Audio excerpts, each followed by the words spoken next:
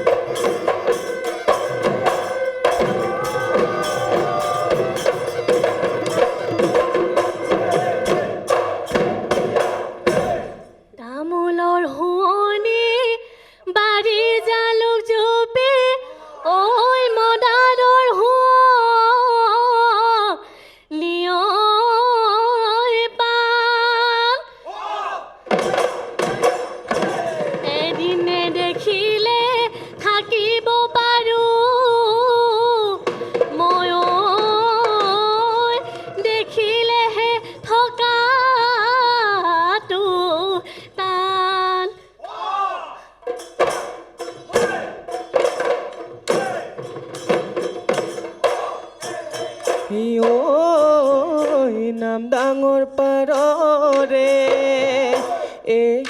ঢমাই বৰহতা হৈ বিদিনা চতৰ ছদিন গলে ঢমাই উৰাহাই উৰি চিৰিঙা ঐ বজাহাই দিঙা গগনা গগনাৰে অমিয়া গগনাৰে অমিয়া মাত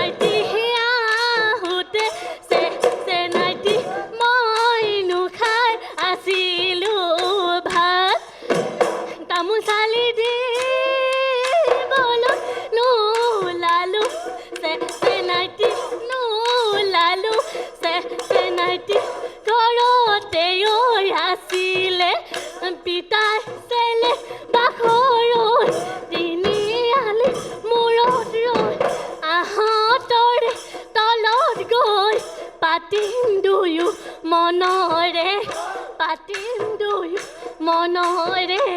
কথা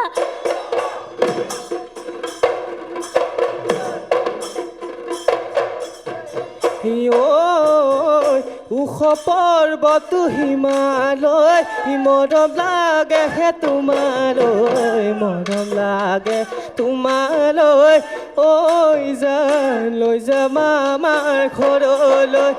লৈ যাম আমাৰ ঘৰলৈ বুৱাৰী কহৰিবলৈ মায়া জোলেহে বান্ধি থম ঐ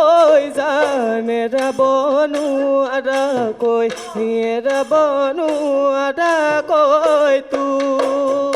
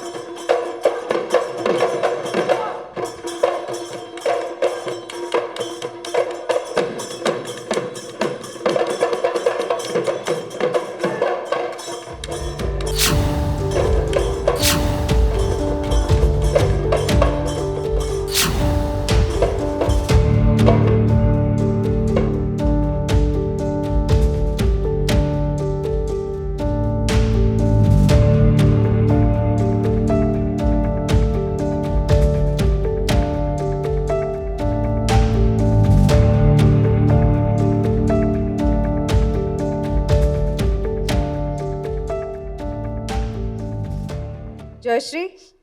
কান্দিব নাপায় জয়শ্ৰী অলপমান শাৰীৰিকভাৱে অসুস্থ হৈ পৰিছিলে নাচোঁতে নাচোঁতে তাই ভৰিখন অকণমান কাম নকৰা হৈ গৈছিলে থৰ লাগি যোৱা নিচিনা গতিকে তাই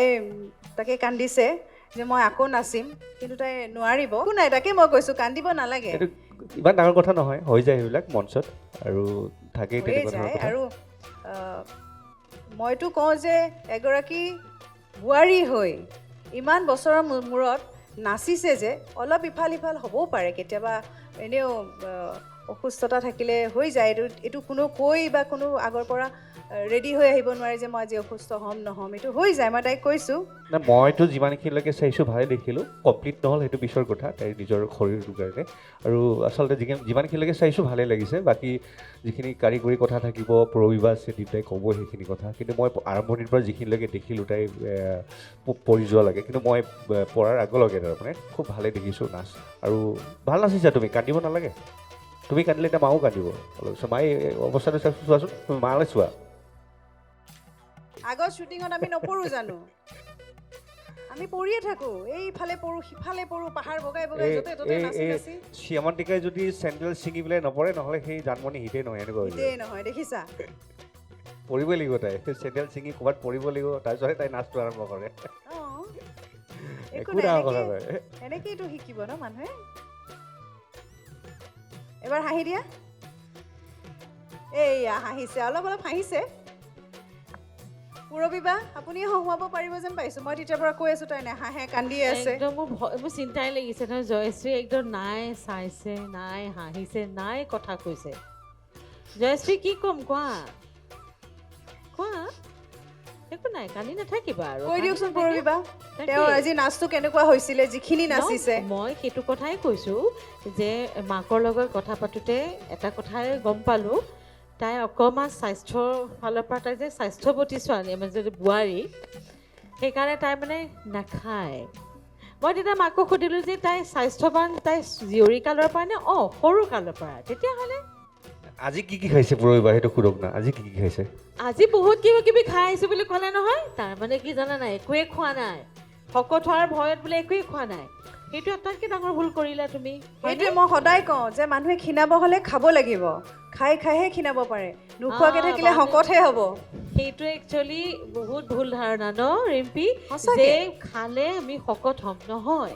নাখালে শকত হয় আৰু বিহু নাচটোত ইমান বেছি আমাৰ এনাৰ্জি লাগে নোখোৱাকৈ কোনো নাচিব নোৱাৰে বিহু গতিকে নাচত তুমি খাব সাংঘাতিক লাগিব। ব্যায়াম হয় সাংঘাতিক এক্সাৰচাইজ হয়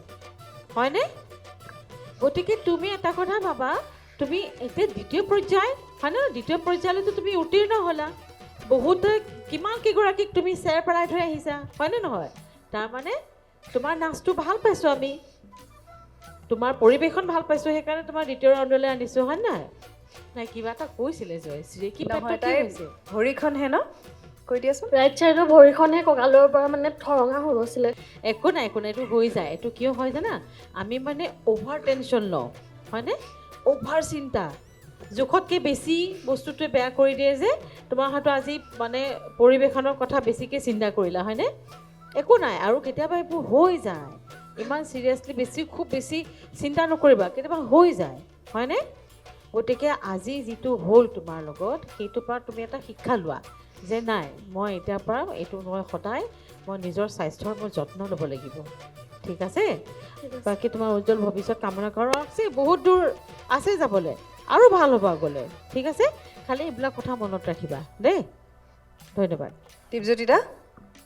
মন বেয়া কৰিব নালাগে এইটো দুৰ্ঘটনা আহে আৰু দুৰ্ঘটনাই কেতিয়াও কৈ নাহে দুৰ্ঘটনা যদি কৈ আহিলেহেঁতেন তেতিয়া দুৰ্ঘটনা কেতিয়াও নহ'লেহেঁতেন দুৰ্ঘটনাত মানুহ আঘাতপ্ৰাপ্তও নহ'লহেঁতেন কেতিয়াবা কাৰোবাৰ দুৰ্ঘটনা মৃত্যু হৈ যায় দুৰ্ঘটনাটো দুৰ্ঘটনা এতিয়া আজি মঞ্চত আজি এটা সৰু দুৰ্ঘটনা হৈ গ'ল শাৰীৰিক অসুস্থতা এইটো ইমান ডাঙৰ কথা নহয় বোৱাৰী হোৱাৰ পিছত এনেকুৱা এখন মঞ্চলৈ আহিলে সন্মুখত মাক লৈ পৰিৱেশন কৰিলে তাকো ছেকেণ্ড ৰাউণ্ড পালেহি আপুনি এটা কথা ভাবি লওক ফাৰ্ষ্ট ৰাউণ্ডত আপুনি কাৰোবাক হৰুৱাই আহিছে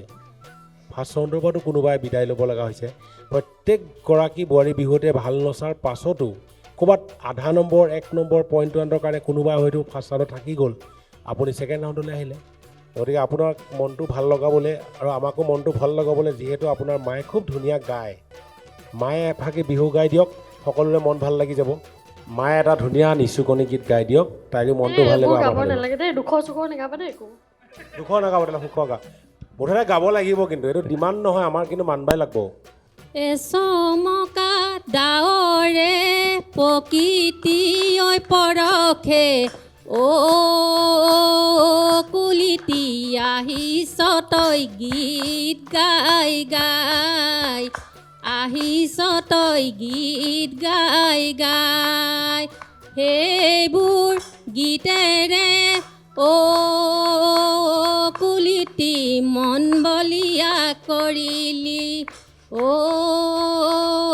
কুলিতি মন বলিয়া কৰিলি তই। ইমান ধুনীয়াকৈ গাইছে, বৰ ধুনীয়া হৈছে। এতিয়াতো এতিয়া মনটো ভাল লাগিছে নে অকণমান? এতিয়া অকণমান হাঁহি দিয়ক কমচে কম। পংকজ, খুব ভাল হৈছে। আৰু মায়ে ইমান ধুনীয়াকৈ গান গায় আৰু তুমি ইমান ধুনীয়া নাচা। মায়ে ৰাতিপুৱা ভাত বনাইছিলে, তুমি নাখালা, এতিয়া গৈ ধুনীয়াকৈ খাই দিবা দেই, হ'ব? এতিয়া কি ভাত খাম আৰু। মই জয়শ্ৰীক কওঁ, ইমান ধুনীয়াকৈ বিচাৰকসকলে তোমাৰ কথা কৈছে, তেওঁলোকে এতিয়াও ভাবিম বুলি কৈছে, নহয় জানো? ইয়াতে শেষ নহয়, এইখন মঞ্চ অহা বছৰ আকৌ হ'ব। কিন্তু বিচাৰকসকলে যদি ভাবে, তুমি হয়তো আকৌ ইয়াৰ পিছৰ পৰ্যায়তো তোমাক দেখা পাম, নহয়নে? গতিকে ইয়াত শেষ হোৱা নাই নহয়, কান্দিব নালাগে, এইটো আৰম্ভণিহে, হয় নহয়? তুমি আৰু আখৰা কৰিবা, হয়নে? সেইবাবে কান্দিব নালাগে দেই, হয়নে? গতিকে এবাৰ হাঁহি দিয়া, আমি বিদায় লওঁ তোমাৰ পৰা। আৰু জয়শ্ৰীলৈ আমাৰ সকলোৰে ফালৰ পৰা বহুত বহুত শুভেচ্ছা থাকিল, হ'বনে? হাঁহি দিছোঁ, ধন্যবাদ।